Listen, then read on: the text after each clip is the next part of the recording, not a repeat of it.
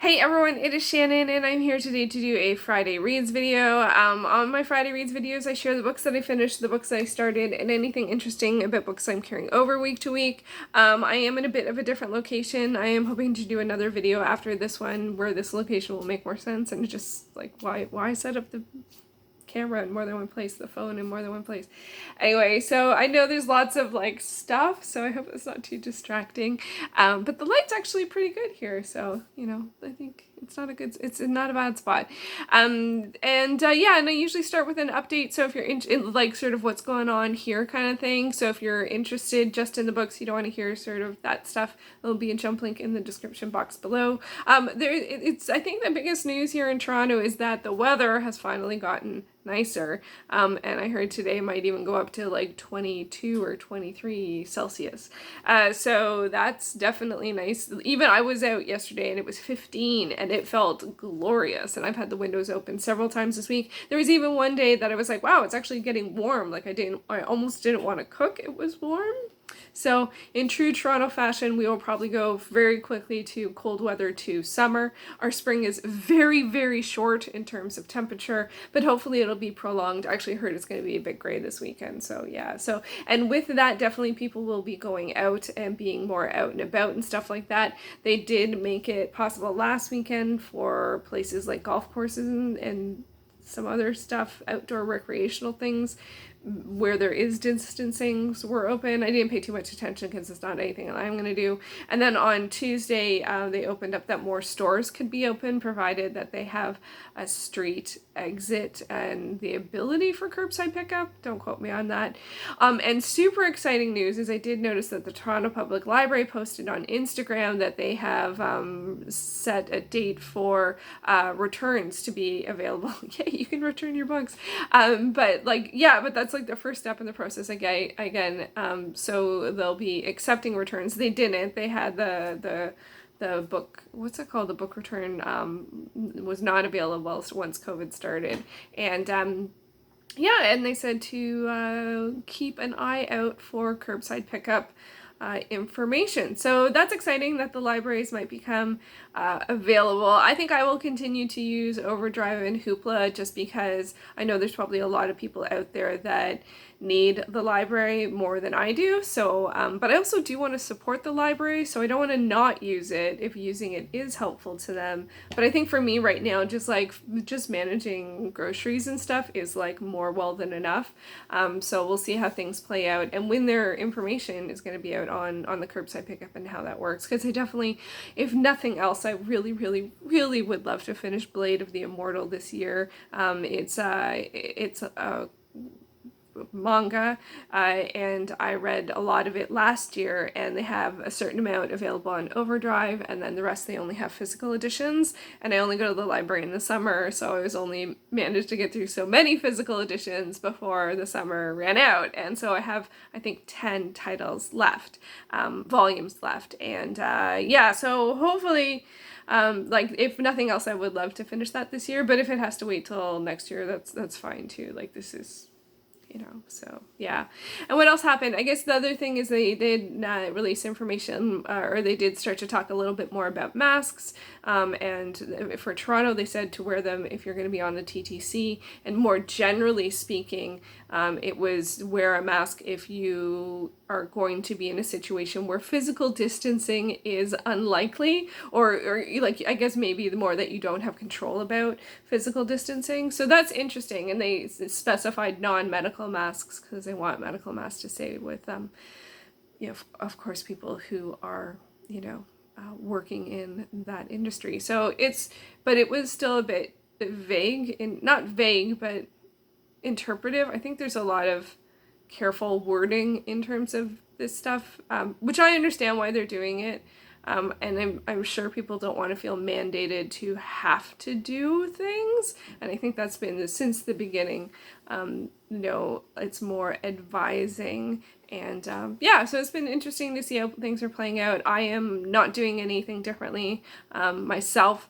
I do wear a mask when I go to the grocery store because you are going to be, you can't control, if someone walks by you.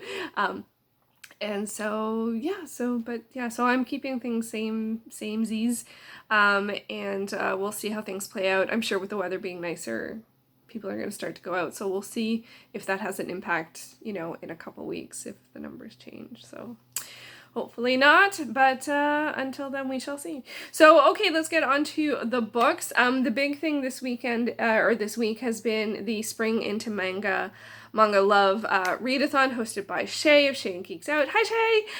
And I've been having fun diving into manga. Don't tell anyone, but I think in April I didn't read any manga. I am so shocked. I am making up for it now.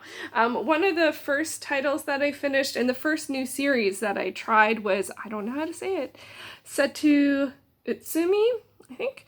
And this is a slice of life manga, which I have never read before. And I kind of, to be honest, I kind of didn't get sort of why you would want slice of life, but like in terms of regular fiction, I don't read a lot of contemporary, so there's some correlation there. But oh my god, like given all the things this was going on out there, it was absolutely wonderful to read something like this. It's just two guys who sit on the steps and talk, and like that's it. Like they just talk, and every sort of chapter is like about a different thing, or they have a different whatever that they're discussing, and it was wonderful. And their relationship's a bit weird. It's a bit not in, I want to go as far to say antagonistic, but like it like I don't know, they don't seem to be overly they're not overly friendly with each other. And the issue or the edition I read had some unpublished work that sort of explained sort of how they met each other or how they started doing this, which made that make a lot more sense. But yeah, no, it was just a joy to read, and I'm looking forward to continuing it. I think the library might have all of them, I'm not sure, but yeah, it's just two guys on the steps, and there was like one whole chapter that was just about tying a tie, and and it was just so lovely and so wonderful and just light-hearted, and not always. It's got a bit of an edge. They're a bit edgy on each other, but not horrible, just sort of testy. And so I am really, really wonderfully happy that I read this, and I'm definitely going to continue the series. And it was one of how I chose what to read was basically if volume 1 was available. So my choices are all over the place, and I do have a bunch more that I haven't started yet that I want to read, but this one I knew that I wanted to read. I don't know what it was. Maybe it was just this image. I was just like, what's that about? So it was great. Sometimes it's nice to go into things that you don't know anything about. I actually really quite enjoy doing that. Next up, I also am still in the middle of reading Triton of the Sea. This is by Osamu Tezuka. I hope I'm saying that right. Who did Astro Boy. So he is known apparently as like the god of manga, or the grandfather of manga. And I haven't read Astro Boy, but again, this one was just available, and I was like, that looks kind of interesting. And it was this one was written in the 60s, and I like that too, trying stuff from different time periods and just anything. So this is actually an image of volume 2. I'm reading volume 1. I started this on the first day. It was the first thing I started reading, and I did not realize, because I'm reading an EPUB of it, which is not great because you can't resize it that much, and some of the dialogue, if the speech bubbles get very small, is actually quite hard to read. So sometimes I'm just sort of like interpreting what potentially it's saying. But where was I going with this? Oh, there's no chapter breaks. You can't go to the different chapters, and there's 19 chapters in the volume I'm reading, and it's almost 500 pages long. So I didn't mean to. Like most of the ones I read are 160 to 10, to 210. So for 500 pages, I'm like, oh my gosh. So I try and read sort of like a chapter a day, and it's going to take me quite a while. I won't finish it by the end of the readathon, but I'm still quite enjoying it. Oh, I didn't even say what it's about. So Triton of the Sea, it follows a boy who finds a baby, sort of, or a young child. No, I think it's a baby, like in a sort of, I don't know, like a by the sea. Like there's this sort of, I don't know, he repels down this thing into sort of this like cave crevice and finds this baby. I don't know how he knew there was a baby there anyway. So, and that baby is called Triton, and there's a connection to the sea, and he and his family sort of take in the baby, and you know, it really loves the water. I really love the water, you know. I always have had a certain affinity to the water, and there is a bit of a mystical element to it, but it hasn't gotten there yet. You just sort of know that this baby's like water. So yeah, so I've read 4 chapters out of 19, so there's still a lot more to go. I don't know how many volumes there are. There's at least 2, because this is 2. The library might only have the first one, so we shall see how it goes. So those are 2 new ones that I started, and there are 2 that I have gotten back to. The first is Descending Stories, and this is an image from the 3rd one. I'm currently reading the 5th one. All of the down below, I will list all of the authors and translators and everything. I don't remember this one. I couldn't even find an image with it in English, so it's Descending Stories. This one I've really enjoyed. It's sort of it's a historical, it follows a guy who gets out of jail and has seen a Rakugo performance, or Rakugo, I don't know how you pronounce it, performance, which is like a one-person show. It's a performing art where people do like all of the, like do an entire story, including voices for different characters, and it sounds like it's a very particular art form. I don't know anything about it. I haven't heard of anything about it before reading this, but it follows someone who sees a performance and wants to be mentored by the person he sees the performance by, or has heard of. He might not even have seen it. Anyway, and so it goes into sort of his story of learning this art form, as well as the historical story of the mentor. And a fair amount from where I am, a fair amount of it is in the historical, like the earlier life of the mentor, which is a little surprising that there's so much dedicated to that, but I don't know, maybe that isn't, it surprised me, maybe that's completely normal. I don't know. But I love that it has a performing art element to it, although they don't always show tons of the performing art, which I find a bit weird. Like they show sort of snippets of it, and I don't know if you're supposed to know the story so you get the moments, or I'm not sure. So it's one that I'm like, I really enjoy, but I still kind of question some of the things in it. And I also find it a little strange that I don't find any of the characters are 100% likable. And like, I mean, everyone has flaws, but I feel like there's a lot of the characters have pretty, you know, significant ones, or not flaws. I don't know.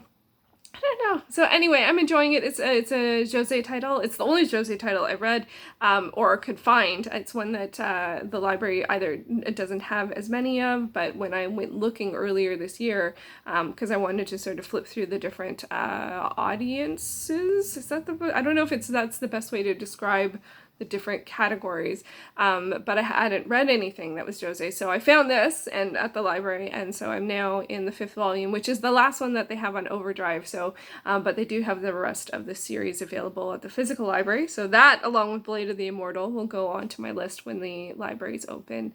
Yeah, and then also one that I am extremely slowly going through, and this is actually, I'm pretty sure this is a picture from the manga, not the actual, or this is from the anime, not the manga, is Naruto. And this was recommended to me by my sister's niece. So my sister's husband's brother's daughter.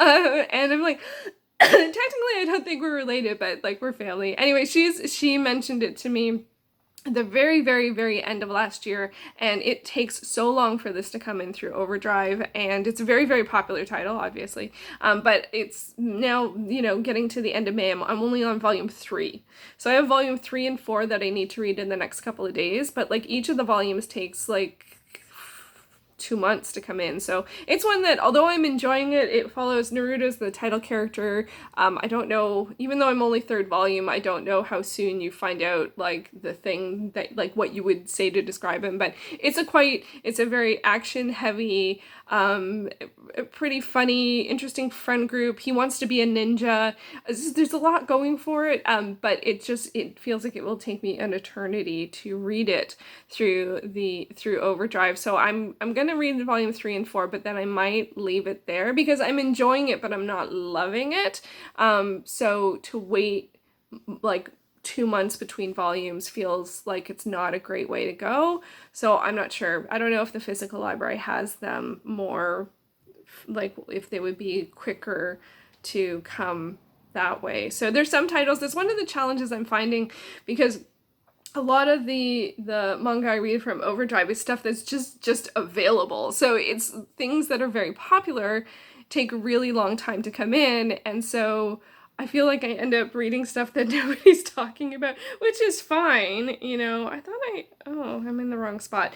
But it's also kind of strange, you know, but I think I've made the decision that I'm going to maybe stick to titles where the availability is more, like the accessibility is that it's more available, because I feel like waiting so long doesn't make a lot of sense in terms of I'm not going to retain the information about the last volume. And so I don't know. And I feel like I'm a bit in the minority. I feel like most people who read manga own it, and for me, I get all of it from the library, either physical format or on Overdrive. So there's that too. Like, I'm not investing in it, so I'm sort of like, you know, beggars can't be choosers kind of idea. So I don't know. Anyway, obviously, I do not want to.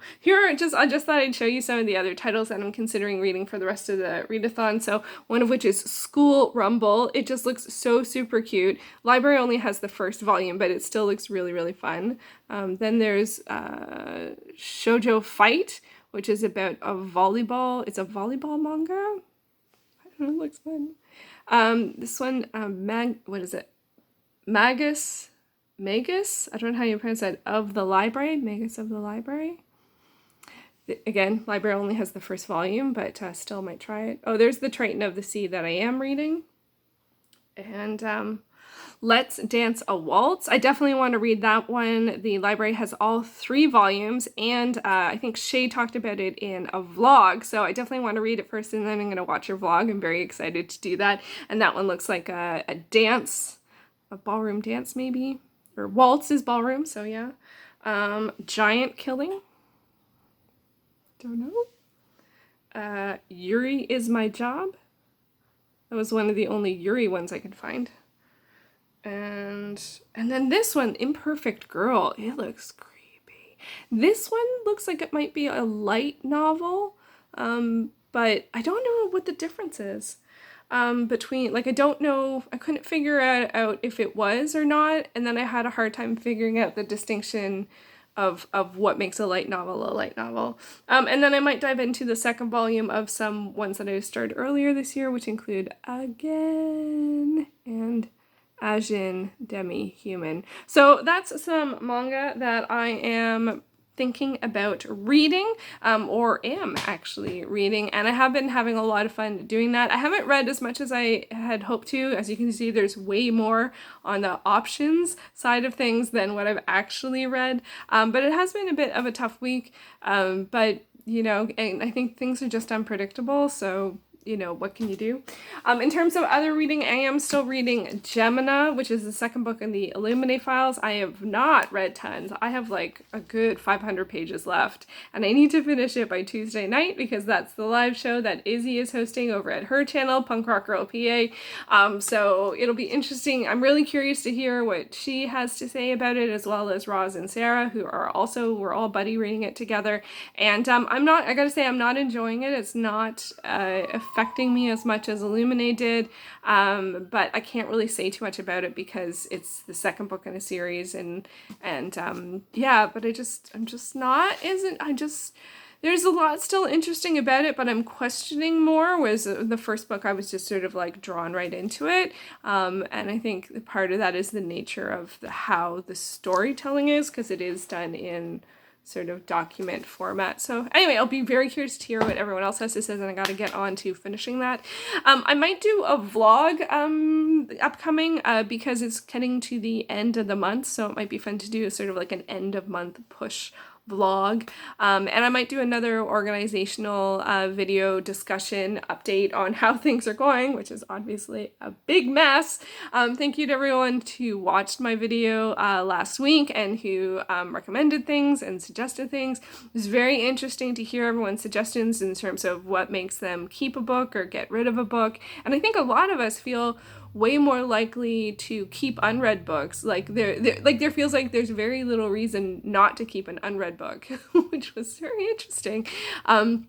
Yeah, and I felt the same way. I'm like, if I have room for it and I haven't read it and I'm interested, I'm keeping it. Like, there's no reason to let it go. Especially now. When's the next time I'm gonna go book shopping? Although apparently, maybe not too long. So we shall see how things go. Yeah, so there's my Friday reads. Let me know what you are reading this weekend. Did you participate in MangaLove Readathon or the Spring into MangaLove Readathon? I am looking forward to finishing off some titles in the next couple of days and starting some new ones. Feel free to recommend any titles for manga. I will check out and see availability.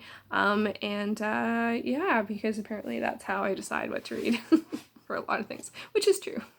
There's nothing wrong with that. I should check Scribed too, see if they have any. See, they have some graphic novels, so maybe they have some manga. I don't know. I will take a look. All right, thank you so much for watching. I hope you have a wonderful weekend ahead, and I'll see you in my next video.